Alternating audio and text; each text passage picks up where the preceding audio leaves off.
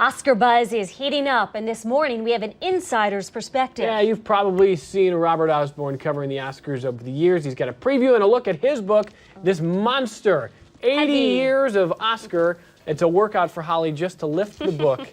Beautiful, beautiful book, and he joins us now live this morning. Good morning, Robert. Good morning. Nice to be with you. Let's start with you can cancel your subscription to the gym now. Yes, I know. Thank you. You just saved me a lot of money. I'm going to have nice biceps after this interview. Let's start with this year's Oscars.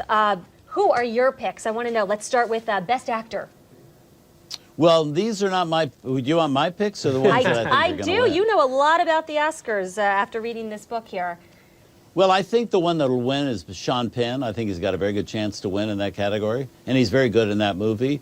I think that very Milk, possibly right? it'll be Kate Winslet for The Reader, unless there's an upset, which could be out of nowhere, Melissa Leo, because that's a small film, Frozen River, but she is sensational in that movie. And if the voters are really watching that DVD, they're sent for nothing, so they can see it, she could very easily win. But Kate Winslet, I think, will get it. Heath Ledger, I think, will get it for The Dark Knight for supporting actor, and I think probably Penelope Cruz for supporting actress. And I think Slumdog Millionaire is going to get the Best Picture, which bothers me a little bit because I think it's a wonderful movie, and I think it's very entertaining, but I don't think that it's a great film. I think it's kind of a film of this moment that we're all kind of in love with. It reminds me of the year 10 years ago when Shakespeare in Love. Everybody loved that movie, and it won the Oscar over Saving Private Ryan. And nobody's mentioned Shakespeare in Love since then or want to see it since then.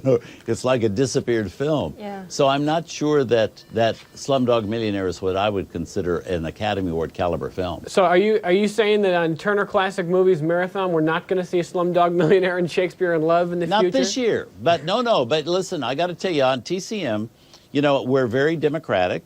And all these films are films that have been nominated or have won an Academy Award. So if Slumdog Millionaire becomes available sometime, we would show it because it's part of the Academy history and record. But we also have, and that's a good point, you know, the films we're showing this year are a wide mix. We've got everything from Hitchcocks to comedies to westerns to adventure films. But when you look at some of the films we're showing this month that won the Academy Award for Best Picture, like Casablanca, Gone with the Wind, Lawrence of Arabia, and others like that, you know, I'm not sure Slumdog Millionaire is in that class at all, in my opinion.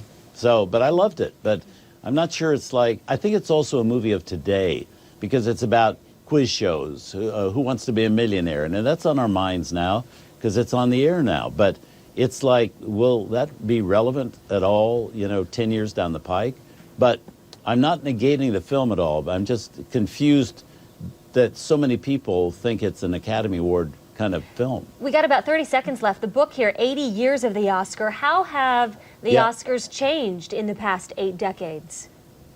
Everything has changed. It really has. The history of movies have changed. We've changed. The world has changed.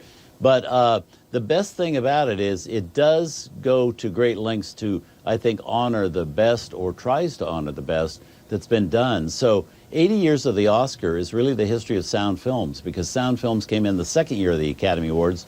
So what you're seeing when you're reading the history of the Oscars or looking at it, the best of the best for the last 80 years and the best of the sound film era. Well, Robert, thanks. It's a gorgeous book, and I'm sure we can find it in many places.